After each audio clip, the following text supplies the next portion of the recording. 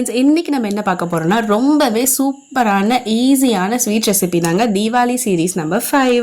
இது பார்த்தீங்கன்னா ரொம்ப குயிக்காக பண்ணிடலாம். தீபாவளிக்கு மட்டும் இல்லைங்க, உங்கள் வீட்டில் யாராவது கெஸ்ட் சடனாக வந்துட்டா கூட இந்த ஸ்வீட்டை ஈஸியாக குயிக்காக பண்ணி கொடுத்துடலாம். அவ்வளோ சூப்பராக இருக்கும், எல்லாருமே விரும்பி சாப்பிடுவாங்க.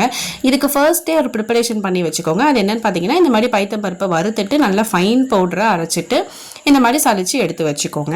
இந்த மாதிரி நான் எப்பவுமே ஸ்டோர் பண்ணி வச்சிருப்பேன். அதுலேருந்து நான் அரை அழகு பவுடர் எடுத்துக்கிட்டேன்.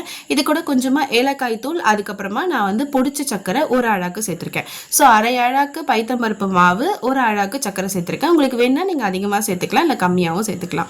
இப்போ நான் நெய்யில் வறுத்த முந்திரி பருப்பையும் சேர்த்துட்டு இது நல்லா இந்த மாதிரி ஈவனாக மிக்ஸ் பண்ணி விட்டுறலாம். இதுக்கப்புறம் பார்த்தீங்கன்னா நல்ல சூடான நெய்யை தான் இதில் விட்டு நம்ம மிக்ஸ் பண்ணணும். அப்போ தான் அந்த ஃப்ளேவர் வந்து அவ்வளோ சூப்பராக இருக்கும். இந்த மாதிரி நல்லா மிக்ஸ் பண்ணி விட்டுட்டு இதை வந்து இப்போ லட்டு மாதிரி நம்ம பிடிச்சிக்கலாம். தாராளமாக எடுத்து கொஞ்சம் கொஞ்சமாக இந்த மாதிரி ப்ரெஸ் பண்ணாலே அது லட்டு மாதிரி வந்துடும். ரொம்பவே ஈஸியாக ரெடி ஆகிடுச்சுங்க. இது ரொம்ப சாஃப்டாக இருக்கும், கல் மாதிரியாக இருக்காதுங்க. அவ்வளோ சாஃப்டாக இருக்கும், வாயில் வச்சாலே உடனே கரைஞ்சிரும். அந்த மாதிரி இருக்குங்க. எல்லாரும் விரும்பி சாப்பிடுவாங்க, சின்ன பசங்கள்லேருந்து பெரியவங்களுக்கு வரைக்கும் ரொம்பவே பிடிக்கும். ஸோ உங்கள் வீட்டில் சடனாக யாராவது வந்துட்டா நீங்கள் பயப்படவே வேண்டாம். இந்த மாதிரி நீங்கள் மாவு ரெடி பண்ணி ப்ரிப்பேர் பண்ணி வச்சுக்கோங்க. அது கூட கொஞ்சமாக சுகர், ஏலக்காய், நெய் இதெல்லாம் விட்டு நீங்கள் பிடிச்சாலே போதும், லட்டு ரெடி. ஸோ இந்த வீடியோ பிடிச்சிருந்தா லைக் பண்ணுங்கள், ஷேர் பண்ணுங்கள், சப்ஸ்கிரைப் பண்ணுங்கள். பாய்.